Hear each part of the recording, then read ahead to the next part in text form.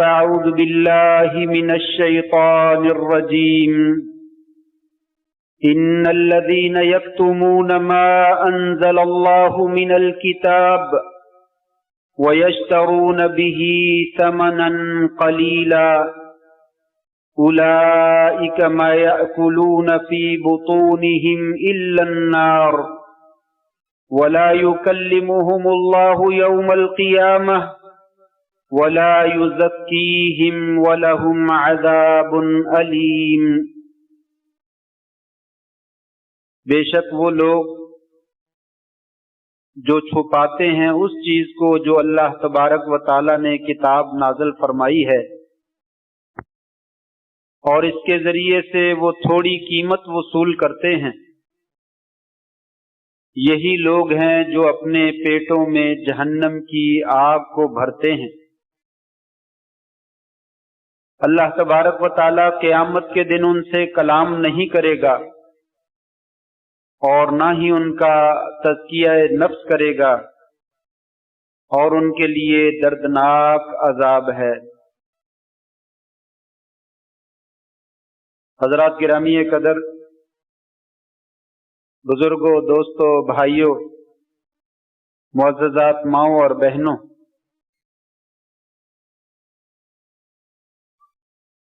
انسان کے لیے خوشبختی کا مل جانا، اسے سعادت کا حاصل ہو جانا، دنیا و آخرت میں دونوں جہانوں میں انسان کے لیے بہت بڑے اعزاز کا باعث ہے۔ اور اگر اسی سعادت کی جگہ پر، خوشبختی کی جگہ پر بدبختی اور شقاوت انسان کا مقدر بن جائے تو یہ انسان کے لیے بڑی تباہی اور بربادی کی بات ہے۔ قیامت کے دن کچھ ایسے لوگ ہوں گے کہ اللہ تبارک و تعالی انہیں نہیں دیکھیں گے، ان کو گناہوں سے پاک نہیں کیا جائے گا، اللہ کریم ان سے کلام بھی نہیں کریں گے، اور ان کے لیے دردناک قسم کا عذاب ہوگا۔ جس آدمی کے مقدر میں یہ بات بن گئی، والعیاذ باللہ، یقیناً وہ آدمی سب سے بڑا بدبخت ہے اور بد نصیب اور بدقسمت ہے۔ ہمیشہ دعا کرنی چاہیے اللہ تبارک و تعالی ایسے بد نصیبوں میں ہمارا شمار نہ فرمائے۔ اللہ نہیں دیکھیں گے، حالانکہ اللہ تبارک و تعالی کی نظر سے کوئی چیز اوجھل نہیں ہے۔ وہ ساری کائنات کا رب ہے، مالک ہے، خالق ہے، اور عرش کے اوپر مستوی ہے۔ زمین ہے، فضا ہے، آسمان ہے، پہلا، دوسرا اور 7 آسمان، پھر اس کے اوپر کرسی اور اس کے اوپر عرش، اور عرش کے اوپر اللہ کی ذات۔ لیکن اتنی دور ہونے کے باوجود وہ انتہائی لطیف ہے اور انتہائی بصیر ہے، بڑی گہرائی سے چیزوں کو جانتا بھی ہے اور دیکھتا بھی ہے اور سنتا بھی ہے۔ لیس کمثلہ شیء وہو السمیع البصیر، اللہ کی طرح کی کوئی شے نہیں ہے، وہ دیکھنے والا بھی ہے اور خوب سننے والا بھی ہے۔ کس قدر دیکھتا ہے کہ انتہائی تاریک رات ہو اور سیاہ رنگ کی چٹان یا پتھر ہو، اس کے اوپر کالے رنگ کی چیونٹی چل رہی ہو، اللہ تبارک و تعالی اس کو دیکھ بھی رہا ہے اور اس کے قدموں کے چلنے کی جو آہٹ ہے اس کو بھی سن رہا ہے۔ بلکہ وہ چیونٹی جو خوراک کھاتی ہے اس خوراک کو بھی جانتا ہے اور اس کے پیٹ میں گزرتی ہوئی نالیوں سے جاتی ہے تو اس کا بھی اس کو علم ہے، اس کے بارے میں بھی وہ خبر رکھتا ہے۔ اس لیے اس کی نظر سے تو کوئی چیز اوجھل نہیں ہے۔ تو پھر اس کا کیا مطلب ہے قیامت کے دن اللہ نہیں دیکھے گا؟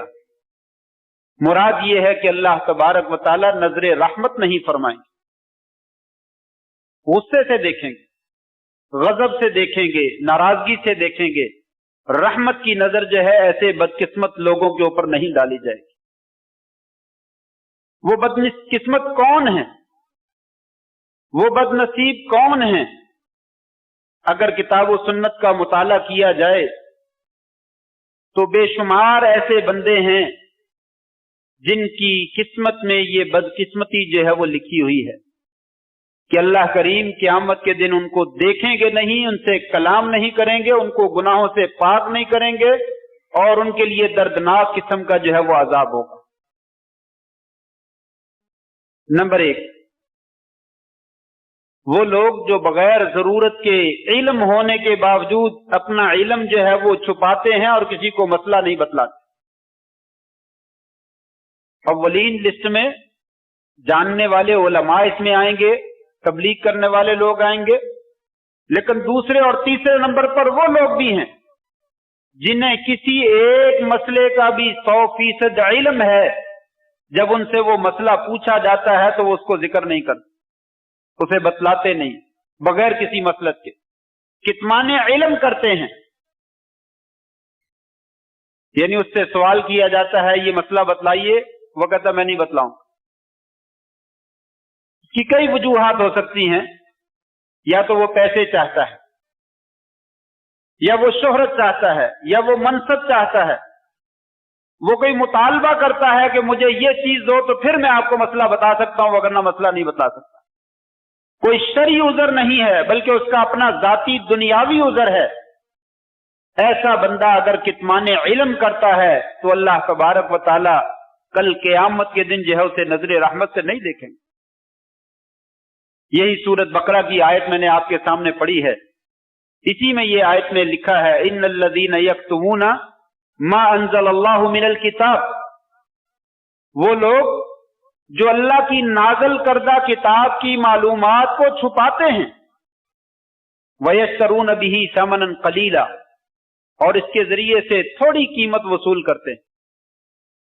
مسئلہ بتلاتے نہیں ہیں، بتلاتے ہیں تو پیسے لے کر بتلاتے ہیں، یا غلط مسئلہ بتلاتے ہیں اور اصل مسئلہ روک لیتے ہیں پیسے کی بنا پر، عہدے کی وجہ سے کہ مجھے ان لوگوں نے تو عہدہ دے رکھا ہے، اگر ان کے خلاف میں نے فتویٰ دے دیا تو میرا تو عہدہ چھن جائے گا، لہذا وہ اصل علم کو چھپا لیتے ہیں اور غلط علم جو ہے وہ ان کو بتلا دیتے ہیں۔ بہت سارے واعظین کا، خطباء کا ایسا معاملہ ہوتا ہے کہ کوئی ایسا مسئلہ جو مسجد کی انتظامیہ کے خلاف جاتا ہو، وہ مسئلہ جو ہے وہ ممبر پہ وہ بیان نہیں کریں گے، اس لیے کہ خدشہ ہے کہ جس دن وہ بیان کر دیا اس دن جو ہے وہ ممبر سے چھٹی نہ ہو جائے۔ اور اس کا یہ مطلب بھی نہیں کہ مسئلہ بیان کرنا ہے تو لوگوں کو بے عزت کرنا شروع کر دیا جائے، نام لے کر جو ہے وہ پکار کر کہا جائے کہ فلاں بندہ جو ہے وہ یہ کرتا ہے، فلاں بندہ یہ کرتا ہے۔ نہیں، مسائل بیان کرنے ہیں، عمومی روٹین میں بیان کیجیے، اس کی زد میں کوئی آتا ہے تو ٹھیک ہے، نہیں آتا تو تب بھی ٹھیک۔ انسان کسی کو نشانہ بنا کر جو ہے وہ بات نہ کرے۔ شریعت نے دونوں جانبوں کا لحاظ رکھنے کا حکم دیا، علم بھی پھیلائیے، علم کو ذکر بھی کیجیے، چاہے وہ کسی کے بھی خلاف کیوں نہ ہو، لیکن کسی کی ہتک بھی نہ کیجیے، کسی کو ذلیل اور رسوا بھی نہ کیجیے۔ اس لیے فرمایا جو لوگ اللہ کی کتاب کے علم کو چھپاتے ہیں اور اس کے بدلے میں تھوڑے پیسے وصول کرتے ہیں، اولئک ما یاکلون فی بطونہم الا النار، یہ لوگ اپنے پیٹوں میں جہنم کی آگ بھرتے ہیں۔ اور فرمایا ولا یکلمہم اللہ یوم القیامۃ ولا یزکیہم ولہم عذاب علیم، اللہ تبارک و تعالیٰ قیامت کے دن ان سے کلام نہیں کریں گے، اللہ تبارک و تعالیٰ ان کو گناہوں سے پاک نہیں کریں گے، اور ان کے لیے دردناک قسم کا جو ہے وہ عذاب ہو۔ حدیث پاک میں بھی آتا ہے، آپ صلی اللہ علیہ وسلم نے فرمایا من سئل عن علم علمہ فکتمہ الجم لجاما من النار یوم القیامہ او کما قال علیہ الصلوۃ والسلام، فرمایا قیامت کے دن ایسے آدمی کو جس سے کوئی سوال کیا جاتا ہے اور وہ اس علم کو چھپا لیتا ہے جس کو وہ جانتا ہے قیامت کے دن جہنم کی لگام جو ہے، آگ کی لگام جو ہے اس کے منہ میں ڈالی جائے۔ لیکن یاد رہے بہت سے مسائل ضروری نہیں ہے کہ ہر بندے کو بتلائے جائے، یہ بھی ضروری ہے۔ بعض لوگ ایک حدیث یا ایک آیت کو لے کر جو ہے اسے ہر جگہ پہ فٹ کر دیتے ہیں، ایسا نہیں ہے۔ دین جو ہے وہ پورے قرآن مجید کا نام ہے، ادھر بھی آیات ہیں ادھر بھی آیات ہیں، ان دونوں کو جمع کر کے جو نتیجہ نکلتا ہے وہ نکالنا چاہیے، علم نہیں چھپانا چاہیے۔ لیکن ایسے لوگ جن کی پہنچ سے وہ علم دور ہے، ایسے لوگوں کو بتانے کی بھی ضرورت۔ ایسے پیچیدہ مسائل، ایسے شبہات، ایسے وسوسے والی چیزیں جو لوگوں کے ذہنوں میں سما نہیں سکتی بلکہ ان کو اور پریشان کر سکتی ہیں، ایسے مسائل لوگوں کو بتلانے کی ضرورت نہیں۔ بہت زیادہ فتنے کے مسائل صحابہ کرام جو ہے وہ نہیں بتلایا کرتے تھے۔ بہت ساری خوشخبری والی باتیں آپ صلی اللہ علیہ وسلم نے خود صحابہ کرام کو منع کیا۔ آپ نے حدیث بیان کی کہ جس نے لا الہ الا اللہ کہا دخل الجنہ، وہ جنت میں چلا جائے گا، خواہ اس کے عمل کیسے بھی کیوں نہ ہو۔ صحابی کہنے لگے یا رسول اللہ لوگوں کو نہ بتلاؤں؟ کہا نہیں، رہنے دو، لوگ اسی پہ بھروسہ کر کے بیٹھ جائیں گے کہ عمل کرنے کی کیا ضرورت ہے، آخر کار تو جنت میں چلے ہی جائیں گے۔ آپ نے خود منع کر دیا۔ کئی صحابہ سے منقول ہے کہ مجھے وہ ایک حدیث کا علم ہے، وہ میں نے نہیں بتلائی آپ لوگوں کو، لیکن اب میری زندگی ختم ہو رہی ہے، کہیں میں بھی اس حدیث کے ضمن میں نہ آ جاؤں، اب میں اس کا ذکر کر دیتا۔ پہلے میں نے مناسب نہیں سمجھا آپ کو بتلانا، لیکن آج میں بتلا رہا ہوں تو بتلا دی۔ اس طریقے سے بعض مسائل جو ہے وہ ضروری نہیں ہے کہ ہر بندے کو بتلائے، کیونکہ ان کی پہنچ سے بہت دور ہوتے ہیں، ان کے ذہنوں میں اور زیادہ شبہات اور اشکال پیدا ہو جاتے ہیں، لہذا ایسا علم جو ہے وہ لوگوں کو بتلانے کی ضرورت نہیں ہے۔ اور بہت سے سوال لوگ خود کر لیتے ہیں جن کا کوئی مقصد ہی نہیں ہوتا، فضول قسم کے۔ موسیٰ علیہ السلام کے نانے کا نام کیا تھا، نانی کا نام کیا تھا، ان کی دادی کا نام کیا تھا، اس سے کیا لینا دینا؟ یہ کون سے علم کی بات ہے؟ قرآن مجید میں کہیں کہا ہو کہ جو انبیاء گزرے ہیں ان کے دادے پردادے اور نانکے کے سارے نام جو ہے وہ یاد کرو تو آپ کو بڑا اجر ملے گا، ایسی بھی کوئی حدیث ہے؟ اس طرح کے سوال نہیں کرنے چاہیے۔ فضول بیٹھے لوگوں کو بس موقع مل جاتا ہے کہ فلاں عالم صاحب جواب دیتے ہیں تو اس کو لہذا فون کر لو، تنگ کرو، اس کو واٹس ایپ کر دو، اس کو سوال بھیجو تاکہ وہ جواب۔ اس طرح کے سوال کر کے کسی کا ٹائم بھی ضائع نہیں کرنا چاہیے۔ وہ باتیں جو لوگوں کی ضرورت کی ہیں، لوگوں کے اوپر فرض ہیں، لوگوں نے ان کے اوپر عمل کرنا ہے، ایسی باتوں کو چھپانا جو ہے وہ جرم ہے، اور یہ اتنا بڑا جرم ہے کہ اللہ تبارک و تعالیٰ قیامت کے دن ایسے بندے کے ساتھ جو ہے وہ کلام نہیں کرے۔ نمبر 2، دوسرا عمل جس کی وجہ سے اللہ تبارک و تعالیٰ نظر رحمت سے نہیں دیکھیں گے اور کلام نہیں فرمائیں گے، فرمایا بخیل الماء، پانی کی بخیلی کرنے والا، لوگوں کو پانی نہیں دیتا پینے کے لیے جو اس کی ضرورت سے زائد ہے، اور وہ پانی خاص طور پہ جو اس نے خریدا بھی نہیں ہے، اس کو مفت میں مل گیا ہے، اس پانی سے بھی لوگوں کو روکتا ہے۔ ہمیں تو اللہ تعالیٰ کی نعمتوں کا احساس نہیں ہے، پانی ملتا ہے اور وافر مقدار میں ملتا ہے، اس لیے اسے خوب ضائع کرتے ہیں۔ پانی کا نل خوب کھول کر جو ہے وہ چھوڑ دیتے ہیں، چلتا ہے تو چلتا رہے، موٹر چلتی ہے تو چلتی رہے، پانی گرتا ہے ٹینکی سے تو گرتا رہے، ضائع ہوتا تو ہوتا رہے۔ لوگوں کو پانی پی کا گھونٹ گھونٹ پینے کے لیے نہیں ملتا۔ آج بھی دنیا میں ایسے علاقے موجود ہیں، اور پرانے زمانے میں تو بہت زیادہ جگہ تھی جہاں تک پانی کی رسائی نہیں تھی۔ مجھے یاد ہے 1997 میں میں حج پہ گیا تو عرفات کے میدان میں بڑی دور کے بعد جانے کے بعد جو ہے وہ پانی ملتا تھا، جگہ جگہ پہ پانی کا انتظام نہیں تھا۔ آدھا گھنٹہ، 15 منٹ، 20 منٹ، گھنٹہ سفر کرنے کے بعد پھر آگے چل کے جو ہے وہ پانی کچھ ملتا تھا، اور جہاں پہ پانی ہوتا وہاں پہ 40 50 لوگوں کی لائن لگی ہوتی کہ پانی یہاں سے پینے کا چاہیے اور پانی کا لینا۔ لیکن اللہ تبارک و تعالیٰ نے کچھ آسانیاں فرما دی اور وافر مقدار میں پانی مل گیا۔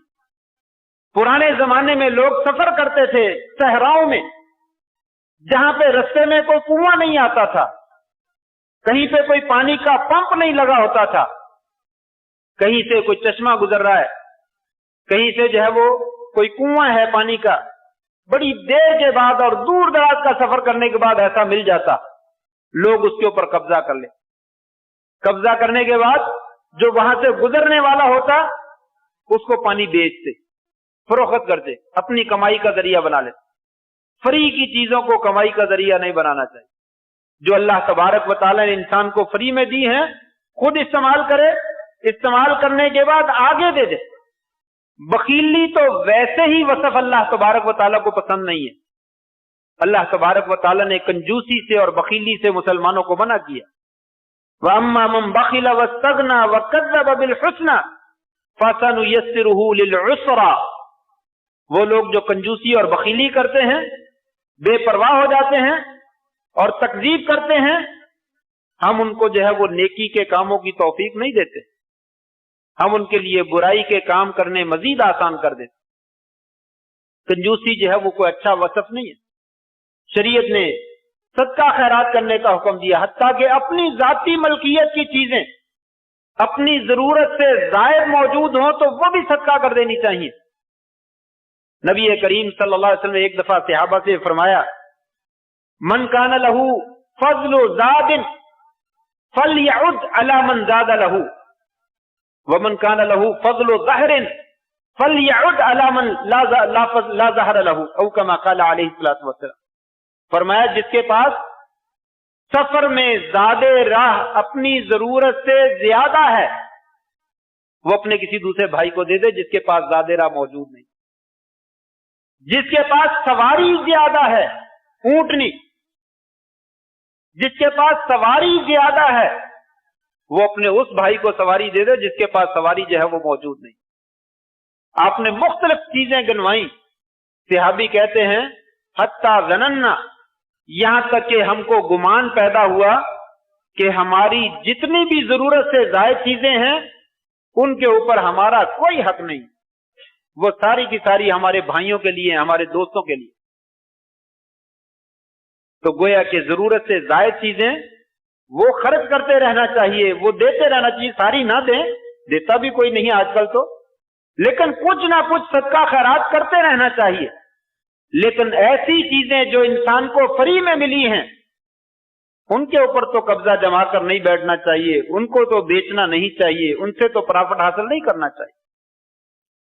یہی حدیث ہے، نبی کریم صلی اللہ علیہ وسلم نے فرمایا ثلاثۃ لا یکلمہم اللہ یوم القیامۃ ولا ینظر الیہم ولا یزکیہم ولہم عذاب علیم۔ تین بندے ایسے ہیں جن کی طرف اللہ تعالیٰ نظر رحمت سے نہیں دیکھیں گے اور ان سے کلام نہیں کریں گے اور ان کا تزکیہ نفس نہیں کریں گے اور ان کے لیے دردناک عذاب ہوگا۔ رجل کان لہ فضل ماء فیمنع، آدمی کے پاس زائد پانی موجود ہے اور وہ اس سے لوگوں کو منع کرتا ہے، اس کو نہیں دیتا، قبضہ کر کے بیٹھ گیا کنویں کے اوپر، چشمے کے اوپر، کسی بھی جگہ پہ، اور اس کو کہتا ہے جس نے خریدنا خریدو، خریدنے کے بغیر میں پانی نہیں دیتا، اور ملا اس کو فری میں۔ حدیث میں آتا ہے قیامت کا دن ہوگا، اللہ تبارک و تعالیٰ فرمائیں گے، صحیح بخاری کی روایت ہے، فرمایا تو نے دنیا میں اپنے ہاتھ کو روک لیا تھا اس چیز سے جو تیرے پاس زائد تھا اور فضل تھا، جاؤ آج کے دن اپنے فضل سے میں نے بھی تمہیں محروم کر دیا۔ یہ کوئی چھوٹا معاملہ نہیں ہے، معمولی معاملہ نہیں ہے۔ یہاں تو سیلاب زدگان کا مال لوگ ہڑپ کر جاتے ہیں، زلزلہ والوں کا مال جو ہے وہ قبضے میں کر لیتے ہیں اور خود بھی کھاتے ہیں اور بیچتے بھی ہیں اور پتہ نہیں کیا کیا چیزیں حاصل کرتے ہیں۔ یہاں تو بہت کچھ جو ہے وہ کیا جاتا ہے، یہ کل قیامت کے دن شقاوت اور بدبختی اور بدنصیبی کی بات جو ہے وہ بن جائے گی۔ انسان کو اپنے بھائیوں کے ساتھ حسن سلوک کرنا چاہیے، رشتہ داروں کے ساتھ، دوستوں کے ساتھ، مسلمانوں کے ساتھ۔ شریعت میں تو پانی پلانے کا ویسے ہی بہت زیادہ اجر ہے۔ بعض روایات میں آتا ہے اگر کوئی پیاسے کو پانی پلاتا ہے تو اللہ تعالیٰ حوض کوثر سے اس کو پلائیں گے، اللہ تبارک و تعالیٰ اسے رحیق مختوم جنت کی شراب میں سے پلائیں گے. کوئی پلائے تو صحیح. اللہ کی رضا کے لیے جب کوئی انسان ضرورت مند ہے، آپ کو بھی ضرورت ہے، اپنی تھوڑی سی ضرورت پورا کر کے اپنی بھائی کی ضرورت کو پورا کر دیں، اللہ کریم قیامت کے دن وہ ضرورتیں جو انسان کی پوری کر دے. 2 آدمی. تیسرا آدمی جسے جو ہے وہ اللہ تبارک و تعالی نظر رحمت سے نہیں دیکھیں گے اور کلام نہیں کریں گے اور گناہوں سے پاک نہیں کیا جائے گا اور دردناک عذاب ہو. رجل بايع اماما لاجل الدنيا، وہ آدمی جو اپنے ہاتھ میں وقت کی بیع کرتا ہے دنیا کی خاطر. ان آتاہ وفا لہ وان لم یعطہ لم یف لہ، اگر وہ ہاتھ میں وقت دے دیتا ہے تو اس کے لیے وفادار بن جاتا ہے، اگر وہ ہاتھ میں وقت اس کو کچھ دیتا نہیں ہے اس کے ساتھ جو ہے وہ غداری کرتا ہے اور بے وفائی کرتا ہے. آج ہماری ساری سیاست اسی کے پیچھے جو ہے وہ چلتی ہے. جتنے سیاست دان ہیں الا ماشاءاللہ کوئی ایک آدھ شاید ہو سکتا ہے ان کاموں سے بچا ہوا ہو، وگرنہ ہر بندہ اس کے اپنے اپنے مفادات ہیں.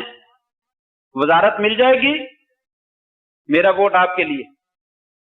عہدہ مل جائے گا، میرا ووٹ آپ کے لیے. فلاں چیز مجھے مل جائے گی، میرا ووٹ آپ کے لیے. چلیے ہم دیتے ہیں، ابھی آ جاؤ. وہ آ گئے. اگلے دن اگر کوئی کسی معاملے پہ مخالفت ہو گئی، فوراً جو ہے وہ وفاداری چینج ہوگی اور دوسری طرف جو ہے وہ تبدیل کر لی. دنیا کی خاطر اور دنیا کے مناصب کی خاطر اور دنیا کے عہدوں کی خاطر انسان اپنے ہاتھ میں وقت کی جو ہے وہ بیعت کرتا ہے اور اس کے لیے وفاداری کرتا ہے. فرمایا یہ بات اس کے لیے تباہی اور بربادی اور جو ہے وہ بدبختی کا ذریعہ جو ہے وہ بن جائے. آج تو ہمارے ہاں ہمیں کچھ نظر نہیں آتا نا، پیسہ نظر آتا ہے، عہدے نظر آتے ہیں. انسان بھاگ کے اس کی طرف چلا جاتا ہے جو آدمی لالچ دے دیتا ہے اور اپنی سابقہ جماعت کو چھوڑ دیتا ہے جہاں سے کچھ ملتا نظر نہیں آتا. فرمایا یہ چیزیں جو ہے وہ انسان کی تباہی اور بربادی کا ذریعہ بن جائے. انسان اپنے موقف پہ قائم اور دائم رہے، اپنے مشن پہ قائم اور دائم رہے، اپنے نظریے پہ قائم اور دائم رہے. اس جماعت کا ساتھ دے جو نظریاتی طور پر درست ہے. اگر اس کا نظریہ خراب ہو جاتا ہے اس سے ہاتھ کھینچ لے. شریعت نے کہا ہاتھ میں وقت ظالم بھی ہو جائے اس کی اطاعت کرنا جو ہے وہ لازم ہے، جب تلک وہ اپنے نظریات اور عقائد جو ہے وہ تبدیل نہیں کرتا. اللہ کا دشمن نہیں بن جاتا، دین کا دشمن نہیں بن جاتا. دنیاوی طور پہ سب لوگ ظلم کرتے ہیں، تھوڑا بہت ظلم کر لیتا ہے تو چلو وہ اللہ کا معاملہ اس کو سنبھال لے گا، لیکن لوگوں کے لیے جائز نہیں ہے کہ اس کے خلاف خروج کریں، اس کے خلاف بغاوت کریں، اس کو چھوڑ کر دوسری طرف چلے جائیں. جبکہ ہماری سیاست کی اونچ نیچ ساری کی ساری جو ہے وہ 2 ٹکے، جہاں سے 2 ٹکے ملو وفاداریاں ادھر کو جو ہے وہ انسان بیچ دیتا ہے. آپ نے فرمایا یاد رکھیے اگر یہ وفاداریاں تم نے مال و دولت اور دنیا کی خاطر چینج کی ہیں، اتنا بد نصیب اور بد قسمت بنا دوں گا کل قیامت کے دن میری نظر رحمت سے تم محروم ہو جاؤ. امام کی اطاعت کرنا بہت ضروری ہے. آپ نے فرمایا نک کٹا، ٹیڑے ناک والا، ٹیڑے منہ والا، کالے رنگ والا، کمزور، غلام، حبشی، یہ بھی اگر ہاتھ میں وقت بن جاتا تو اس کی اطاعت کرنی چاہیے، جب تک جو ہے وہ اپنے دین پر جو ہے وہ قائم اور دائم رہے، اپنے نظریے پر قائم اور دائم رہے. جس دن وہ نظریہ چینج کرتا ہے اس وقت بے شک اس کے خلاف بغاوت، وگرنہ اس وقت تک اس کے خلاف بغاوت کرنا جو ہے وہ جائز. اور آج ہماری تو کیفیت ہی بالکل الٹ ہے. یعنی اتنا اندھا کر رکھا ہے ہمیں لالچ نے، ملک ٹوٹتا ہے ٹوٹ جائے، دنیا تباہ ہوتی ہے تباہ ہو جائے، مجھے صرف اور صرف جو ہے وہ اپنے پیسے سے غرض ہے، اپنے عہدے سے غرض ہے، اور میں قوم کا امین، میں قوم کا جو ہے وہ محافظ ہوں، قوم کی ذمہ داریاں میں سنبھالنا چاہتا ہوں. کیا ہوں؟ 2 ٹکے کا زر خرید غلام، 2 ٹکے دے دو مجھے جہاں مرضی لے. یہ سیاست ہے، یہ حکومت ہے، یہ دنیا داری ہے. یہ دنیا کا مال و دولت سارے کا سارا یہیں پہ رہ جانا. سب چیزیں نہ اگلے لوگ لے جا سکے نہ بعد میں والے لے جائیں. آپ نے فرمایا قیامت کے قریب اللہ تبارک و تعالی زمین کو، دریاؤں کو حکم دے گا، سونے اور چاندی اور ہیرے جواہرات کو اگل دیں گے، باہر پڑا ہوگا، کوئی آدمی اس کو دیکھے گا بھی نہیں۔ چور کہے گا یہ وہی مال ہے جس کی وجہ سے میں چوریاں کرتا تھا اور میرے ہاتھ کاٹے جاتے تھے۔ قطع رحمی کرنے والا کہے گا یہی وہ مال ہے جس کی وجہ سے میں نے رشتے ناطے توڑے، آج جو ہے اس کی کوئی ویلیو نہیں ہے، کوئی لینے والا نہیں ہے۔ یہ مال و دولت سدا بہار کسی کا بھی نہیں بنا ہے، ضروریات زندگی ہے، انسان کو ضرور لینا چاہیے، لیکن حلال کا لینا چاہیے، حرام کی کمائی سے بچنا چاہیے۔ 3 بندے کہ وہ انسان جو اپنے ہاتھ میں وقت کی بیعت کرتا ہے دنیا کی خاطر، منصبوں کی خاطر، عہدوں کی خاطر، پیسے کی خاطر، ایسا بندہ اللہ کی رحمت سے محروم ہو جائے گا اور نظر رحمت سے محروم ہو جائے گا۔ چوتھا آدمی شیخ زان، زنا کرنے والا بوڑھا آدمی، بڑی عمر کا۔ زنا ویسے ہی حرام ہے، لا تقربوا الزنا انہ کان فاحشۃ وساء سبیلا، لوگوں زنا کے قریب بھی نہ جاؤ، یہ تو بڑی بے حیائی اور برائی کی بات ہے۔ بلکہ اللہ تعالیٰ نے تو زنا کے قریب جانے والے جتنے رستے تھے وہ رستے بھی حرام کر دیے۔ فرمایا لا یخلون رجل بامرأة، کوئی بندہ جو ہے وہ کسی عورت کے ساتھ تنہائی اختیار نہ کرے غیر محرم، اگر ایسا کرے گا تو تیسرا وہاں پہ شیطان ہوگا۔ کل المؤمنین یغضوا من ابصارہم، مومنوں کو کہیے کہ اپنی نظروں کو نیچا رکھیں۔ کل المؤمنات یغضضن من ابصارہن، مومنہ عورتوں سے کہہ دیجئے کہ وہ بھی اپنی نظروں سے کو جو ہے وہ نیچا رکھیں۔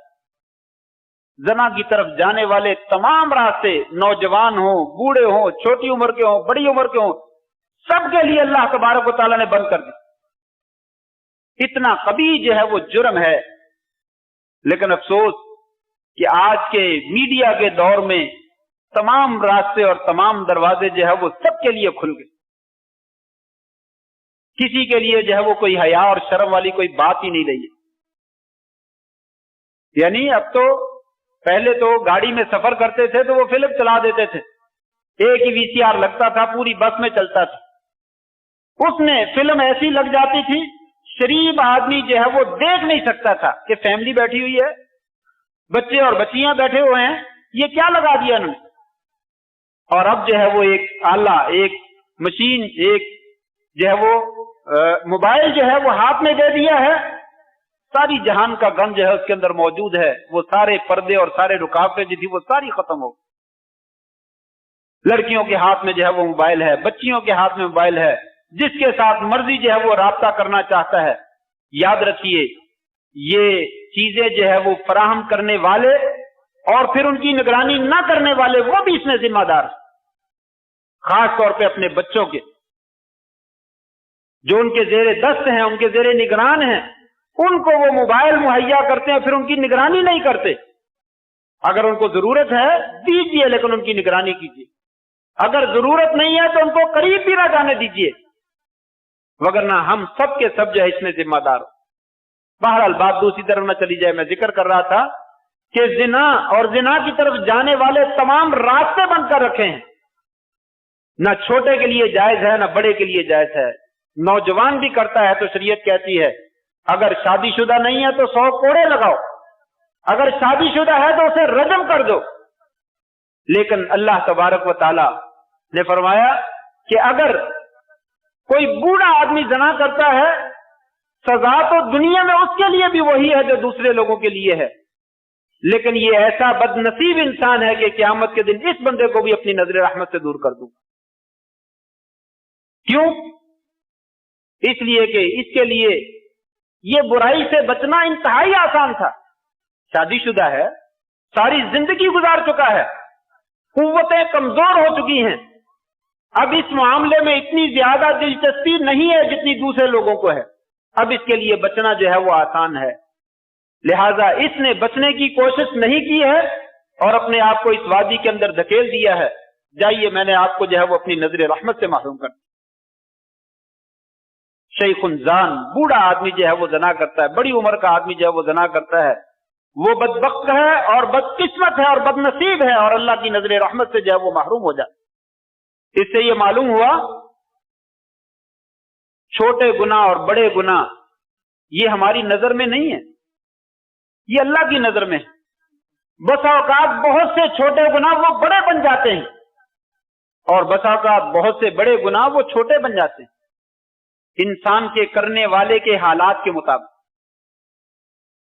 انسان بڑا گناہ بھی کر لیتا ہے لیکن کبھی کیا ہے، کبھی ایسا ہوا اور کچھ ایسے حالات پیدا ہو گئے کہ وہ مرتکب ہو گیا اور وہ فوراً شرمسار ہو گیا اور باز آ گیا اور پیچھے چلا گیا، وہ بڑا گناہ بھی اس کے لیے جو ہے وہ چھوٹا بن جائے۔ لیکن کچھ گناہ ایسے ہیں جو انسان کے لیے بچنا انتہائی آسان ہے، لیکن انسان جو ہے وہ ان سے بچنے کی کوشش نہیں کرتا، وہ چھوٹا ہی کیوں نہ ہو، وہ چھوٹا سا گناہ بھی جو ہے بڑا بن جاتا۔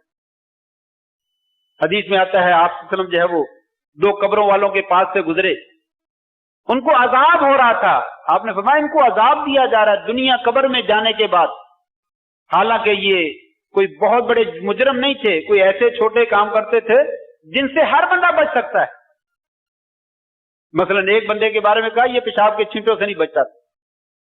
اب پیشاب کے چھینٹوں سے بچنا ناممکن بات ہے، کوئی بہت مشکل ہے، بہت زیادہ محنت اور کوشش اور وقت کی ضرورت ہے نہیں، معمولی سا معاملہ ہے، تھوڑی سی کوشش کرے انسان پیشاب کے چھینٹوں سے بچ جائے۔ فرمایا لیکن اس نے بچنے کی کوشش نہیں کی، جس کا نتیجہ یہ نکلا کہ آج قبر کے اندر اس کو جو ہے وہ عذاب دیا جائے۔ اس کا مطلب یہ ہوا کہ بہت ساری ایسی باتیں اور ایسے کام جن سے انسان بچ سکتا ہے پھر وہ بچنے کی کوشش نہیں کرتا، یہ انسان کے لیے تباہی اور بربادی کا جو ہے وہ ذریعہ بن جائے۔ باتیں اور بھی ہیں کچھ، یہ انشاءاللہ سلسلہ جاری ہے، اس کو اگلے جمعے میں بیان مکمل کرنے کی کوشش کروں گا۔ اللہ سے دعا ہے اللہ تبارک و تعالی ہمیں بد نصیبوں میں شامل نہ فرمائے، اللہ کریم ہمیں خوش بختوں میں شامل کر دے اور ہمیں ایسے اعمال کی توفیق دے جو ہماری سعادت کا ذریعہ بن جائیں اور خوش بختی کا ذریعہ بن جائیں۔ وآخر دعوانا ان الحمد للہ رب العالمین۔